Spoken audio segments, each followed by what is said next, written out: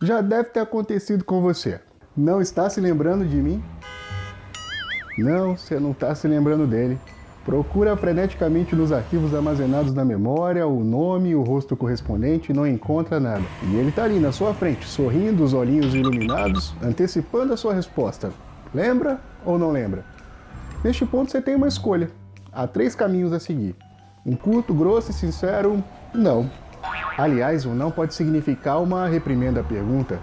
Não se faz uma pergunta potencialmente embaraçosa a ninguém, meu caro. Você devia sentir vergonha? Não me lembro de você e mesmo se lembrasse eu não te diria. Passa bem. Um outro caminho menos honesto, mas igualmente razoável, é o da dissimulação. Não me diga, você é o... Não me diga quer dizer, me diga. Você conta com a piedade dele e que cedo ou tarde ele se identificará para acabar com a sua agonia. E há um terceiro caminho, menos racional e recomendável, que leva à tragédia e à ruína, mas que certamente você escolhe. Claro que eu estou me lembrando de você. Você não quer magoá-lo, é isso.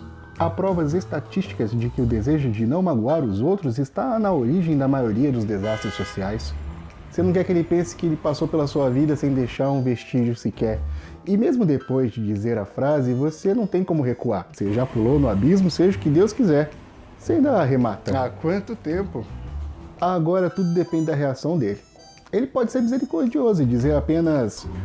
Pois é, ou bota tempo nisso. Você ganhou tempo para procurar melhor na memória. Quem é esse cara, meu Deus? Enquanto procura nos caixotes as fichas antigas, cheias de poeira e teia de aranha lá no fundo do seu cérebro, ou mantenha a distância com frases neutras, como jabs verbais. Como você tem passado? Bem. Parece mentira. Puxa, pensei que você não fosse me reconhecer. Que isso? Que às vezes a gente se decepciona com as pessoas, né? E eu ia esquecer de você. As pessoas mudam, sei lá. Que ideia. Será o Ademar? Não, Ademar, você foi ao enterro dele. Ou como era mesmo o nome, que tinha uma perna mecânica, o Rezende? Mas como saber se ele tem uma perna mecânica? Você pode chutá-lo amigavelmente? Que bom encontrar você e passa e chuta uma perna, que saudade e passa e chuta outra. Quem é esse cara? Uma tentativa. É um lance meio arriscado, mas nesse momento deve-se ser... audacioso. É incrível como a gente perde contato, não é mesmo? É mesmo. E você tem visto alguém da velha turma? Só o Pontes. Velho Pontes. Pontes? Você conhece algum Pontes? Bom, pelo menos agora é um nome com o qual trabalhar. Uma segunda ficha para localizar no sótão. Pontes. Lembra do Croaré? Claro! Esse aí eu também encontro às vezes no tiro ao alvo.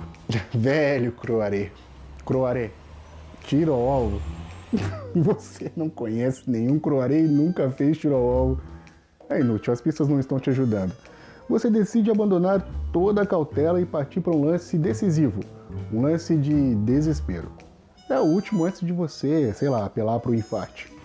Rezende? Quem? Não é ele, pelo menos já está esclarecido. Não tinha um Rezende na turma? Não me lembro. Devo ter me confundido. Silêncio. Você percebe que está prestes a ser desmascarado. Ele fala. Sabia que a Ritinha casou? Não. Casou? Com quem? Acho que você não conheceu o Bituca. Você abandonou todos os escrúpulos aos diabos com a cautela, já que o vexame é inevitável que ele seja total, arrasador. Você está tomado por uma espécie de euforia terminal, um delírio do abismo. Como não conhece o Bituca, não é mesmo? Claro que eu conheci, velho Bituca. Pois, casar. É a sua chance, a saída, você passou pro ataque. E não me avisaram nada. Bem... Não, espera um pouquinho. Todas essas coisas acontecendo, a Ritinha casando com o Bituca, o Croaré dando tiros, e ninguém me avisa. É que a gente perdeu o contato, né? Mas meu nome estava na lista, meu querido. Era só dar um telefonema, mandar um convite. E você, achando que eu não ia reconhecer você, vocês é que não se lembram de mim. Desculpe, Edgar, é que... Não, desculpa não, você tem razão. As pessoas mudam. Edgar? Ele chamou você de Edgar. Você não se chama Edgar. Ele te confundiu com outro. Ele também não faz a mínima ideia quem é você. É melhor acabar logo com isso. Aproveitar que ele tá na defensiva, olhar pro relógio e fazer cara de já tenho que ir. Foi bom te ver, viu? Certo, Edgar. E desculpa, viu? Que isso. Precisamos nos ver mais vezes. Isso. Tchau, hein? Tchau, Edgar. E ao se afastar, você ainda ouve ele dizer satisfeito: grande Edgar. Mas jura que é a última vez que fará isso. Porque da próxima vez que alguém te perguntar, não tá se lembrando de mim, você não dirá nem não. Sairá correndo. Bem-vindo ao Biografia.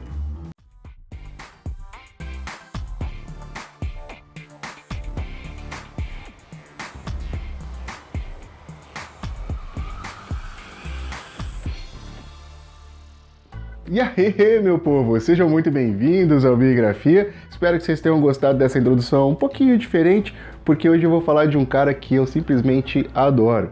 Ele é, cronista, colunista, cartunista, dramaturgo, músico, romancista.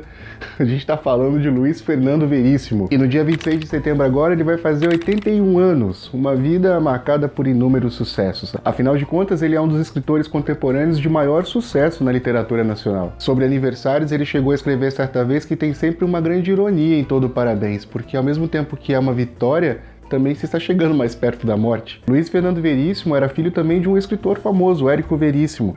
Mesmo com a influência e mesmo com seu sucesso posterior, ele afirma que não pensava e não sonhava em ser escritor quando era pequeno. Ele nasceu em 36 em Porto Alegre e quando ele era pequeno, com a prima dele, eles escreviam pequenos periódicos de notícias da família e deixavam esses periódicos dentro do banheiro para que quando as pessoas fossem lá tivessem acesso ao que eles escreviam. E ainda assim, ele dizia que o sonho dele na época era ser aviador ou arquiteto. Como o pai dele foi convidado para ser professor numa universidade na Califórnia, ele acabou passando parte da infância e da adolescência vivendo nos Estados Unidos. Depois, com mais um convite, a família toda acabou se mudando para Washington. E o Luiz Fernando Veríssimo gostava muito de música, principalmente jazz, que ele já ouvia lá pelos 13, 14 anos. Então, somada a essa paixão, com o fato de estar vivendo naquela que é considerada como a terra do jazz, não deu em outra, né? Luiz Fernando Veríssimo foi estudar música e acabou aprendendo a tocar sax. E aos 20 anos, Luiz Fernando Veríssimo voltou para o Brasil e conseguiu um trabalho no departamento de arte da Editora Globo. Além disso, ele integrou o grupo de jazz Renato e seu Sexteto, que era um dos maiores grupos de jazz do mundo porque era um sexteto formado por 11 integrantes. Só que aí ele acabou saindo do grupo porque ele foi morar no Rio de Janeiro, já nos anos 60, porque ele iria trabalhar como redator publicitário e também como tradutor. E foi nesse período que ele conheceu a Lúcia Helena, porque ele se apaixonou, casou e teve com ela 3 filhos. A Fernanda em 64, a Mariana em 67 e depois o Pedro em 70. E nessa transição dos anos 60 para os anos 70, Luiz Fernando Veríssimo acabou voltando para Porto Alegre. Ele conseguiu um trabalho de revisor no jornal Zero Hora. E foi então que ele conseguiu o seu grande espaço como colunista e ele descobriu que era aquilo que ele queria fazer para o resto da vida. Então me veja bem, se você tá aí com seus 23, 24 anos, tá sem saber o que fazer da sua própria existência, não sabe o significado da vida, fica calmo que tudo dá jeito, uma hora você acaba descobrindo. E na sua coluna, Luiz Fernando Veríssimo falava sobre tudo: música, esporte, literatura, gastronomia, cinema. Foi então que em 73 ele conseguiu lançar o seu primeiro livro de crônicas pela editora José Olímpio. O nome desse primeiro livro era O Popular, Crônica ou Coisa Parecida. E era uma coletânea de textos que ele já havia vinculado na imprensa e que haviam sido muito elogiados. E 5 anos depois ele criou o personagem Ed Morte, que fez um grande sucesso. E o Ed Morte é um personagem muito engraçado. Ele é um detetive particular que não pensa pra falar, nunca tem dinheiro no bolso, o ponto fraco dele são as mulheres. E esse personagem acabou virando quadrinhos e depois até filme, interpretado pelo Paulo Betti. Na Feira do Livro de 81, lá em Porto Alegre, ele apresentou mais um personagem que viraria um grande sucesso, que é o analista de Bagé. Ele é um gaúcho da fronteira, ele tem que fazer o seu trabalho como analista, só que ele tem um jeito meio indelicado de lidar com as pessoas, e esse personagem também super caiu no gosto popular. E esse personagem, a princípio, ele havia sido criado por Jô Soares. Ele estaria num dos quadros de um programa de humor que ele tinha na época, só que ele acabou não sendo aproveitado. Porém, é um dos personagens que o Luiz Fernando Veríssimo mais gostava, e ele sabia que poderia fazer sucesso e deu no que deu. Outro personagem também inesquecível do Luiz Fernando Veríssimo é a velhinha de Taubaté, e ela era conhecida como a única pessoa ainda a acreditar no governo. E essa personagem surgiu forte entre 79 e 85, que era uma época em que se dizia que não houve militarismo no país, tortura militar, exílio. A gente tem algumas velhinhas de Taubaté circulando na nossa sociedade ultimamente, né? Depois essa personagem voltou bem forte na época do Fernando Collor para poder dizer que em pleno processo de impeachment ela acreditava na inocência dele. Só que vocês não vão ver a velhinha de Taubaté por aí comentando sobre Temer, que adora e acredita nele não. Porque a velhinha de Taubaté morreu. Quando começaram os papos sobre Mensalão, né, e o Luiz Fernando Veríssimo, que sempre foi um cara de esquerda, tava ficando muito chocado com tudo que ele tava descobrindo. A morte da velhinha de Taubaté nada mais era para ele do que a morte da própria esperança, né? Voltando um pouquinho nos anos 80, porque essa foi realmente a década que fez Luiz Fernando Veríssimo ser o escritor famoso que todo mundo conhece. Porque além das crônicas e dos contos, ele também estava escrevendo trabalhos de humor para a Rede Globo. E um dos grandes sucessos do Luiz Fernando Veríssimo, que eu não posso deixar de falar de forma nenhuma, é o Comédias da Vida Privada, que inclusive abriu o vídeo de hoje. Os contos foram adaptadas inúmeras vezes para a Rede Globo e, enfim, provavelmente você já deve ter assistido, se não, pode procurar no YouTube que vocês vão encontrar muita coisa. E aí nos anos 90, o Luiz Fernando Veríssimo acabou voltando para o cenário musical. Ele montou o Jazz 6, que era um sexteto com 5 integrantes. Não sei qual que é o problema do Luiz Fernando Veríssimo de fazer um sexteto com 6 integrantes.